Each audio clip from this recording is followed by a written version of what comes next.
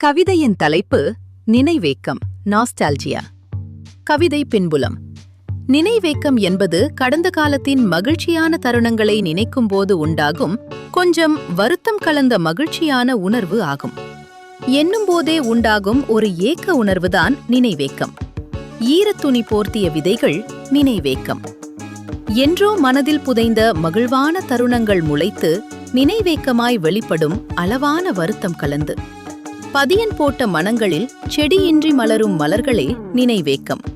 உருகி நீராய் ஓட எந்த சமிக்கைக்கும் காத்திராத பனிக்கட்டி போல் மனதை மகிழ்விக்க காத்திருக்கும் நினைவேக்கம்.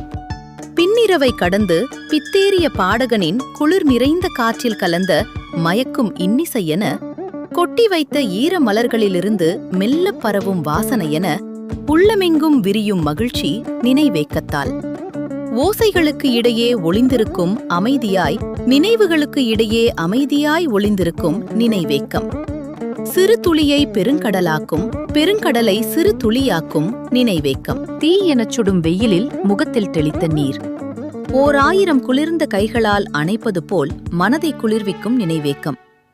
சுற்றிலும் புதிர்கள் பின்னிய வழியமையா பெருங்காடாய் வாழ்க்கை வாழத் தொடங்கினேன். இருண்ட பாதைக்கு வெளிச்சமூட்ட சேகரித்த நட்சத்திரங்களின் ஒளியை சிறு பொட்டலமாய் கட்டிக்கொண்டு.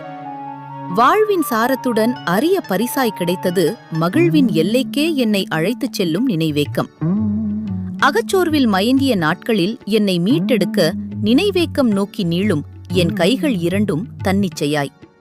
ஒளிரும் நட்சத்திரங்களுக்கு இடையே இணைவேக்க ஊஞ்சல் கட்டி ஆடிய போதெல்லாம் வானம் கடலாக கரை வந்து மோதிய வண்ணமிருக்கும் அலைகளாய் ஆனந்தம்.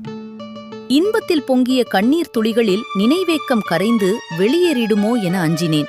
ஆனால் ஒவ்வொரு முறையும் அதன் நகல்தான் கரைகிறது. கூட்டத்திலிருந்து பிரிந்த பறவை மீண்டும் அதனுடன் இணைந்து கொள்வதைப் போல் நினைவுகளுக்கு இடையே சென்று சேர்ந்து கொள்கிறது நினைவேக்கத்தின் மூலம். மனமுழுக்க நினைவேக்கம் இறைத்துக் கொண்டோர் அஞ்சுவதில்லை தம் அந்திம நாட்களை எண்ணி. அந்தரங்கத்தில் சுடரும் உள்ளொளி என ஒரு கனவைப் போல் நித்தமும் நினைவேக்கத்தில் நேற்று போலவே கடக்கின்றனர் இன்றையும் நாளையும் வாழ்வையும். ஆக்கம் ஆதித் சக்திவேல்.